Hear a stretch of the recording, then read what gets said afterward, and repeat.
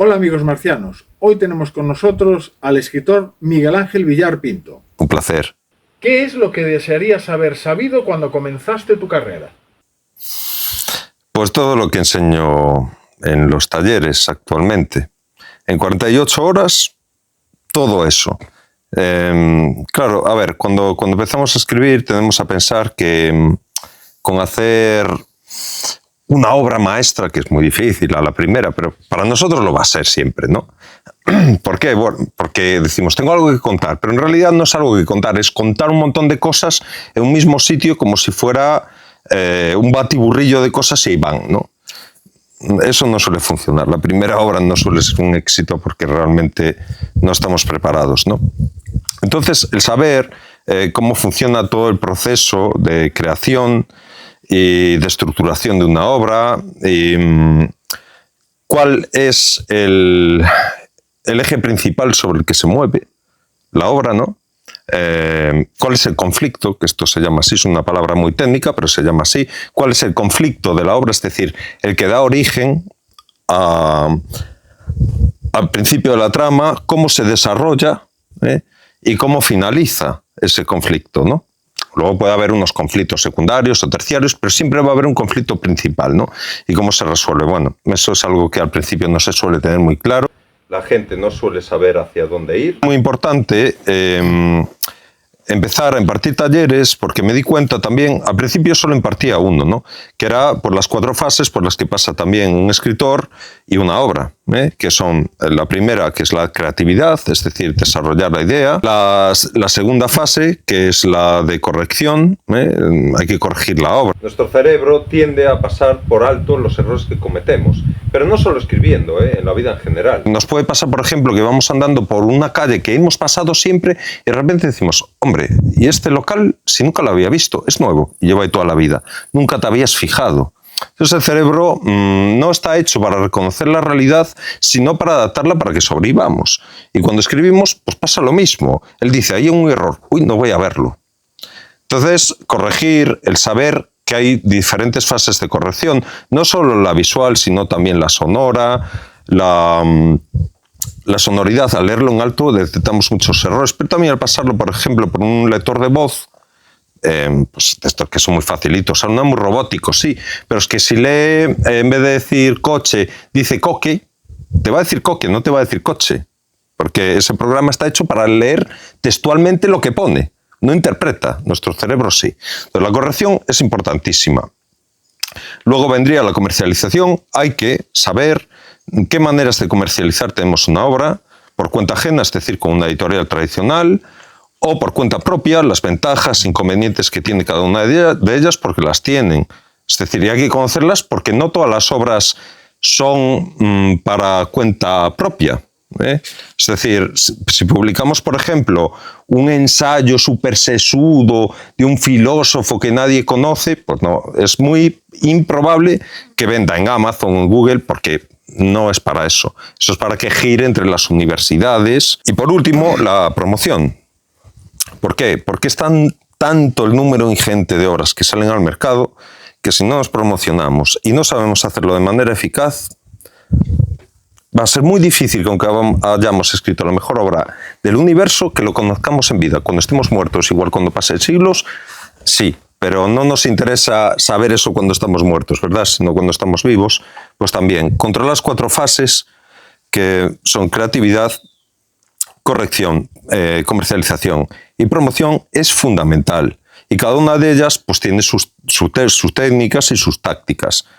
Esto nos va a llevar a otra pregunta, que es, ¿cuál ha sido tu mayor fracaso y qué has aprendido de él? También viene con lo que estaba diciendo ahora, ¿no? Yo es que creo que no existe el fracaso. Lo que existe es aprendizaje. Es decir, un niño cuando es pequeño fracasa cuando intenta aprender a andar. No, está aprendiendo a andar. Bueno, la vida es así. Es decir, todo lo que pasa, tanto lo bueno como lo malo, porque yo muchas veces, bueno, yo soy católico y voy a la misa, ¿no? Y siempre se dice, hay que agradecer a Dios todo lo bueno que nos pasa en la vida. Y digo, no, es que hay que agradecerlo todo, porque de lo malo aprendes muchísimo también. Aprendes lo que no hay que hacer pues, cuando te lo hacen a ti o cuando tú se lo haces a los demás, ves las consecuencias negativas que tiene, y de eso aprendes y dices, esto no me gusta, ¿no? Entonces vas aprendiendo. Y toda la vida es así. Lo que pasa que es mucho el enfoque que nosotros les demos a las cosas, ¿no? Es, ¿por qué me pasa esto a mí? Y me quejo. Claro, en el momento que nos quejamos, no estamos aprendiendo. Estamos desechando esa enseñanza, ¿no? Entonces, lo que hay que decir es, bueno, ¿qué aprendo yo de esto que me está pasando, ¿no?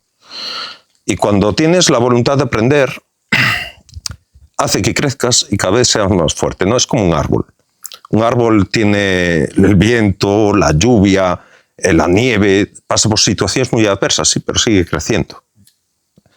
Y crece en un medio que es normal para él. Bueno, pues para nosotros es normal vivir en este mundo, y en este mundo pues hay conflictos, los queramos o no, van a estar ahí. Entonces hay que ir aprendiendo a base de ellos, ¿no?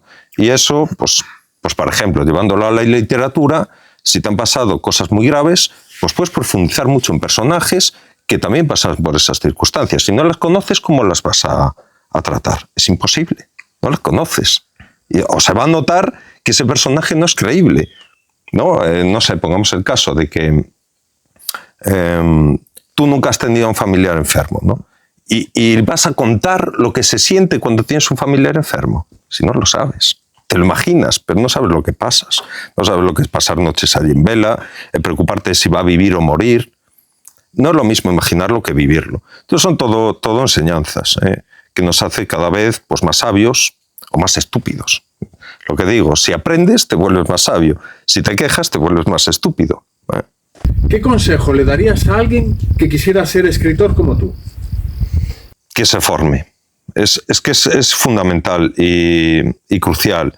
Y que tenga la mente abierta, porque muchas veces, a ver, yo siempre lo digo en los talleres,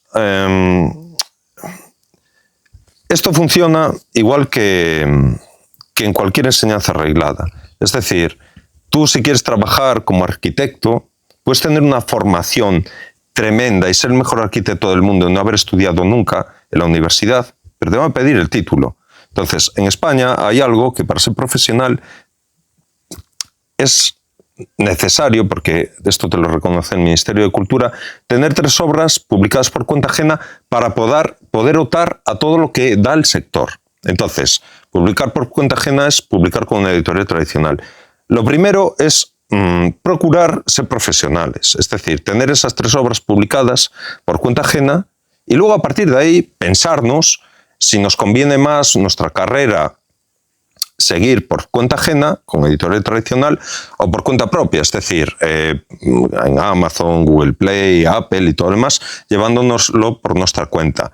Aquí hay que tener también en cuenta 2 cosillas más, que hay formatos, es decir, tú puedes, con una editorial que te publique en físico, es decir, en papel, y no ceder los derechos digitales que serían para llevarlos tú. Esto es algo que se viene haciendo cada vez más porque la distribución en digital llegas a todo el mundo, no necesitas un intermediario que sería una editorial. En cambio, para papel es todo lo contrario. Necesitas una editorial para tener alcance. Entonces, todas estas cosas hay que irlas contemplando y también depende mucho si eres un escritor comercial, es decir, que vas a vender a la mayoría de la población o de la mayoría población lectora, o si vas a vender más bien institucionalmente, es decir, ser académico. Entonces, si eres académico, te conviene más ir por lo tradicional, por la editorial, por cuenta ajena, por editorial tradicional, y si eres comercial, igual te interesa más ir por cuenta propia. Es una cuestión de porcentajes. Por cuenta propia en digital te llevas sobre un 70%, mientras que con una editorial, a ver, en términos generales, esto siempre es negociable, pero sería un 35%, es el doble. Entonces, claro, ahí también depende el momento de la carrera en la que estemos. Si estamos empezando y no tenemos muchos lectores, igual sí nos compensa más estar en una editorial, pero una vez que nuestra carrera ya ha avanzado, igual nos compensa más tenerlo nosotros. Rowling es un ejemplo. Fue la primera que le dijo a su editorial, que si no recuerdo mal es Bloomsbury, les dijo, mira, yo os dejo el papel, pero lo digital me lo llevo yo. Y es muy curioso su caso porque lo que hizo fue pagar a la editorial para llevarse los derechos, en fin, para que estuvieran contentas ambas partes, ¿no? No es la editorial que le pagó ella, ¿no? Entonces, bueno, por lo que yo he leído, ¿no? No la conozco personalmente, pero sí sigo, ¿no? Es un interés, a ver, es mi sector, es lo que me gusta, entonces procuro estar al tanto y he leído sobre eso y me hizo mucha gracia, ¿no? Pero no es la única, ella empezó y además creo que fue sobre el 2011, o sea, fue una pionera de esto. Luego le siguieron muchos más. Cuando no sabemos sobre algo decimos, eso tiene que ser fácil de hacer. Pero una vez que te pones dices, caramba, cuánto trabajo hay aquí detrás y qué complicaciones tiene. Bueno, pues antes de meternos es importante saberlo. Una, por si queremos seguir adelante, saber qué hacer. Y dos, si sabemos que es tan complicado, decir, es más complicado de lo que pensaba, paso y me dedico a otra cosa, no pierdo tiempo con esto. Perfectas ambas vertientes, porque así te dedicas a otra cosa, porque es muy duro, ¿eh? El oficio de escritor es duro. Y normalmente suele ser una carrera a largo plazo. Esto es algo que la mayoría de los escritores van a decir. No es un sprint, sino que es una maratón. Es así en la mayoría de los casos, hay excepciones, sí, pero excepciones que confirman la regla. ¿Cuáles son los recursos que más te han ayudado en el camino? Es un tópico, pero es cierto. Quien no lee no va a escribir bien. Es lo mismo que, no sé, un obrero que no pone ladrillos construye una casa. Tienes que saber ponerlos, o sea, no. Entonces, leer, aunque tú no estés analizando las estructuras, desglosando la obra, que al final, cuando aprendes cómo funcionan las cosas, tiendes a hacerlo durante un tiempo y no puedes centrarte en la historia, te centras en todos los recursos que el escritor está utilizando, ¿no? Luego, otra vez, vuelves a leer. Una vez que ya has interiorizado eso, pues muy habitual, los alumnos del taller lo comentan, ¿no? Oye, es que me está pasando esto, ahora ya no leo, ahora ya digo, mira, aquí hay un giro, aquí no sé qué. Digo, bueno, eso se acaba pasando. Una vez que interiorizas el conocimiento, sigues adelante, pero leer es fundamental y sobre todo leer lo que tú quieres escribir. Porque claro, si estás leyendo lecturas académicas, recordamos lo que significa eso, es decir, obras muy sesudas, que lo que pretenden es la reflexión, ¿no? El entretenimiento, y luego te vas a poner a escribir comercial, que es entretenimiento, pues te estás formando una cosa que luego no tiene nada que ver con lo que estás escribiendo, difícilmente va a salir bien. Entonces, escribe sobre lo que tú lees. O sea, es decir, si te gusta mucho la fantasía, escribe fantasía. Que te gusta mucho la ciencia ficción, pues escribe ciencia ficción. Claro, no puede ser, no me gusta la poesía y escribo poesía. Eso no va a salir bien. O sea, sería, a ver, siempre hay excepciones, pero sería un absurdo, porque además, ¿cómo vas a escribir algo que no te gusta hacer? O sea, no tendría sentido, ¿no? Entonces, leer yo creo que es fundamental y principal. Y leer los clásicos, es decir, conocer la historia de esa temática, ¿no? Es decir, vamos a la fantasía, por ejemplo. Pues cómo surgió toda la fantasía y leerte las obras primeras, porque ahí ves cómo se van sentando las bases. Ojo, una obra fundamental que todos deberían leer, aunque es pesada, a mí no me gusta realmente, es El Quijote. Pero ¿qué pasa? Que El Quijote fue el origen de la novela actual y a nivel técnico innovó en muchísimas cosas. Entonces, no es tanto por la historia que cuenta, sino por los recursos que utiliza. Por ejemplo, un caso muy concreto que es muy destacable por todos los críticos que lo dicen, ¿no? Hasta El Quijote, todos los personajes eran clásicos, es decir, eran de una manera y no cambiaban. Siempre eran iguales. Les pegaba un puñetazo y seguían igual. O sea, ellos eran como eran y no cambiaban. Daba igual lo que pasara a lo largo de la obra, que ellos seguían siendo de la misma manera. En cambio, con El Quijote empezaron a cambiar, que es lo que nos pasa a nosotros. La vida nos cambia. Fijaos lo importante que es esto. La vida nos cambia. Pues en toda la literatura precedente al Quijote, a ningún personaje lo cambiaba la vida. Era como era y ya está. A partir del Quijote, pues sí, tanto Sancho como Alonso Quijano van cambiando. Entonces, todos esos recursos técnicos que se va viendo cómo la literatura va evolucionando y cada temática tiene los mismos, es muy importante conocerlos porque eso nos da riqueza luego a la hora de escribir y y poder utilizarlos nosotros también y con conocimiento, ¿no? Hay, por ejemplo, Fundación de Isaac Asimov, que la gente dice que es muy compleja. Es súper sencilla, pero la gente que dice que es compleja es porque no conoce cómo montar estructuras. Si nos fijamos, utiliza la misma estructura en cada una de las partes. O sea, es matemático. Lo único que cambia es la trama, pero la estructura es igual. O sea, repite lo mismo una y otra vez. Lo que pasa es que como cambian los acontecimientos, los personajes, el contexto y otras muchas cosas más, parece que es muy diferente, pero no. Entonces, estas cosas también, otra cuestión que tratamos en los talleres es la técnica por imitación. Podemos imitar una obra que no plagiarle, son cosas distintas. En el sentido de decir, bueno, ¿cómo desarrolló la trama, no? Y cogemos esa trama y la aplicamos a otra cosa muy distinta, que no tiene nada que ver, pero seguimos las mismas pautas. Entonces, el conocer toda la literatura que nos precedió es muy importante porque te da muchos recursos. ¿Quiénes son las 3 personas que más han influido en tu vida? Creo que todas las personas que han estado en nuestra vida nos han influido, para bien o para mal. Entonces, lo que decía antes, ¿no? Del aprendizaje. Y sobre todo aquellas con las que hemos tenido relación durante mucho tiempo, ¿no? O lo mantenemos a lo largo de toda la vida. Esas son las personas que más nos influencian. Nosotros a ellas y ellas a nosotros. Es, diría, casi inevitable, ¿no? Pero bueno, por poner nombre alguna, ¿no? Yo creo que más que 3 diría una que fue mi abuelo, fue quien me crió. En este caso es el materno, César. ¿Qué mito común sobre tu profesión te gustaría desmentir? Que los ves que, claro, piensan que se van a hacer millonarios con la primera obra. Y yo no los desanimo. Es decir, a veces ocurre. Entonces, lo que les digo es, está muy bien que penséis eso. Es decir, debemos pensar que va a ocurrir. Ahora, es muy improbable. Tenemos más probabilidades de ganar la lotería de que eso ocurra. Entonces, no es para desanimar, sino para no pensar que es un fracaso y nos venimos abajo. No, la mayoría de los autores venden entre 50 y 200 ejemplares con su primera obra, entre 500 y 1000 con la segunda, y entre 1000 y 2000 con la tercera, y a partir de ahí, bueno, entonces funcionamos con estadísticas, es lo que suele pasar. Entonces, si con la primera no triunfamos, pues no pasa nada, hay que seguir. La mayoría de los escritores que son famosos tuvieron que pasar por eso. El tesón, la constancia, la paciencia, importantísimo, porque si yo hubiera dicho, bueno, pues ha sido un fracaso, lo dejo, pues ahí se hubiera acabado.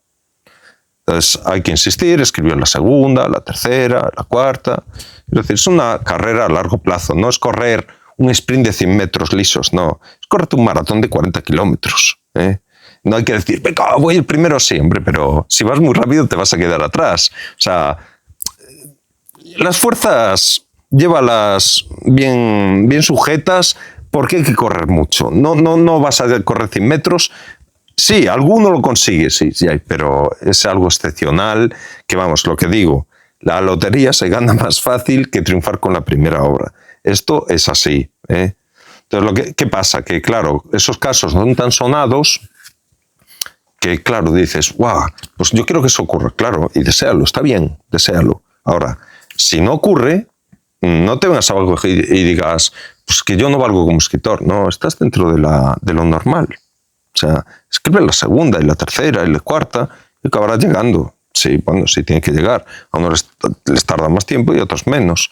Pero aquí lo más importante es la constancia, la paciencia, fundamental. En la mayoría de las carreras de los escritores es así, pero en la amplia, inmensa mayoría. O sea, es así. ¿Qué juguete recuerdas con más cariño de tu infancia? Realmente lo que más valoro no son los objetos así. Yo no soy nada materialista. Yo valoro más el que la persona se haya acordado de mí, ¿no?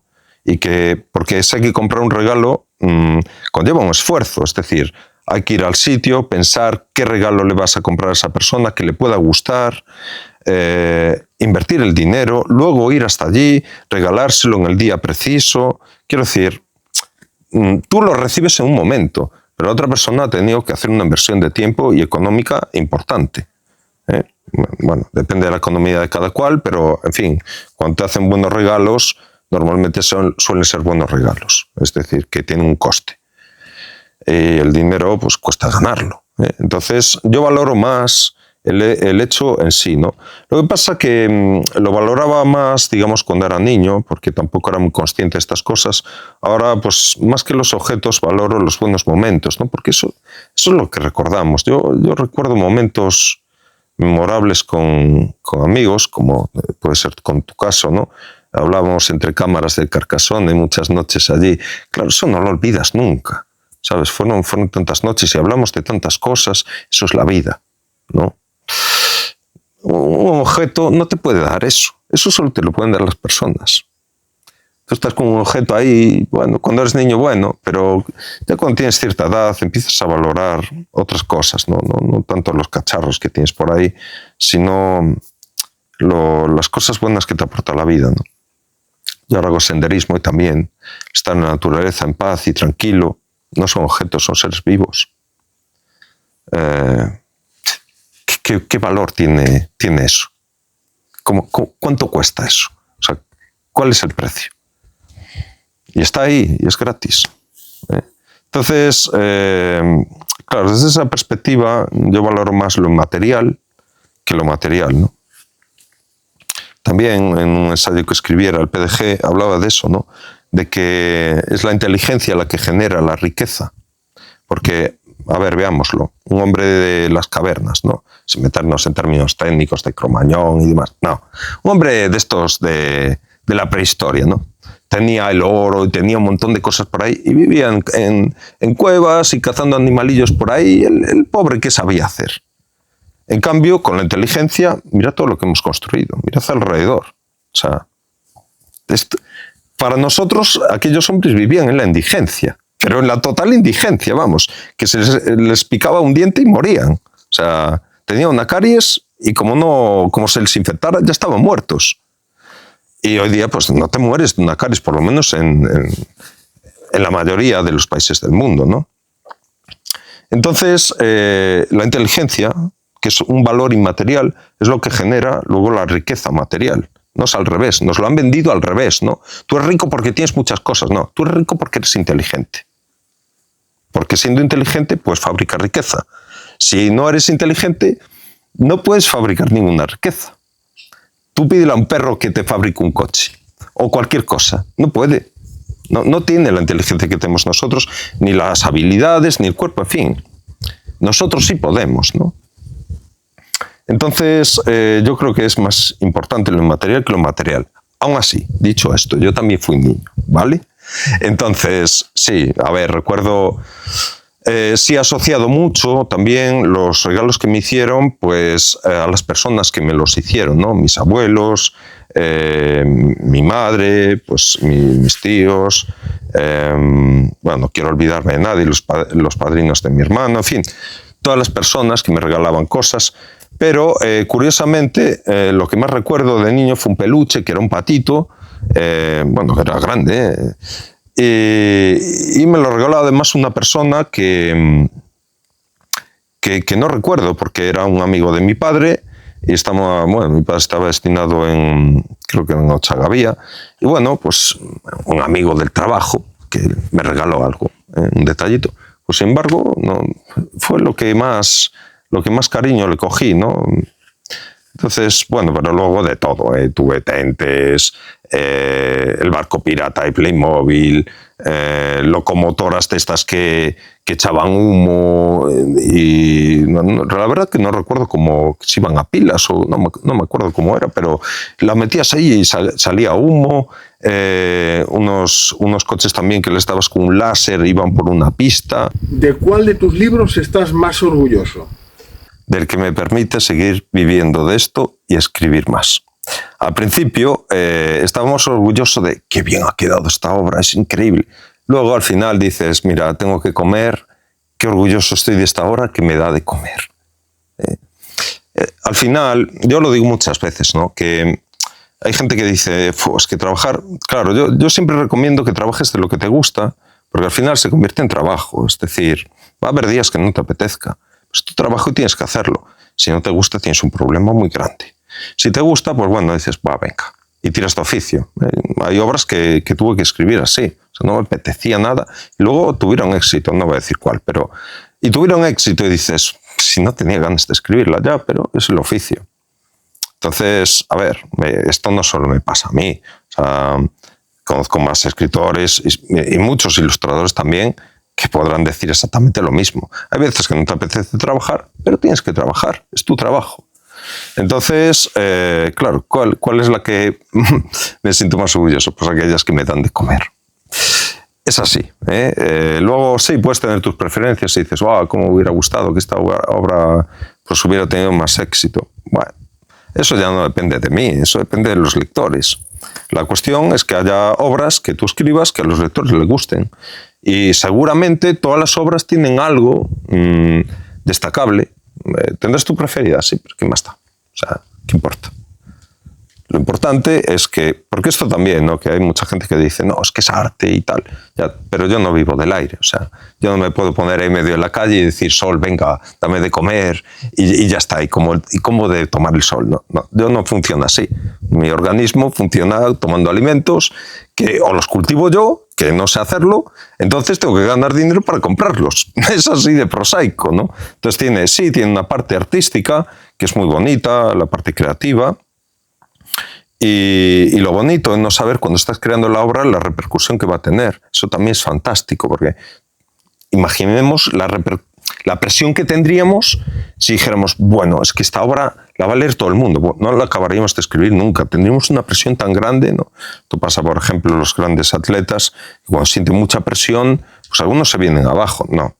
Lo bonito es que cuando creas para ti, bueno, lo que dije antes, que eres pensando en un público objetivo, pules la obra, en fin, tal. Pero estás escribiendo lo que quieres escribir y luego, pues, que le gusta a los demás ya no depende de ti, depende de los demás, ¿no? Hay recursos. Lo que decía antes, si escribes algo comercial, tienes que enfocarlo en lo comercial. No lo metas por académico porque no va a triunfar, y a la inversa, ¿no? No escribas algo académico y que sea comercial. ¿Qué juguete recuerdas con más cariño de tu infancia?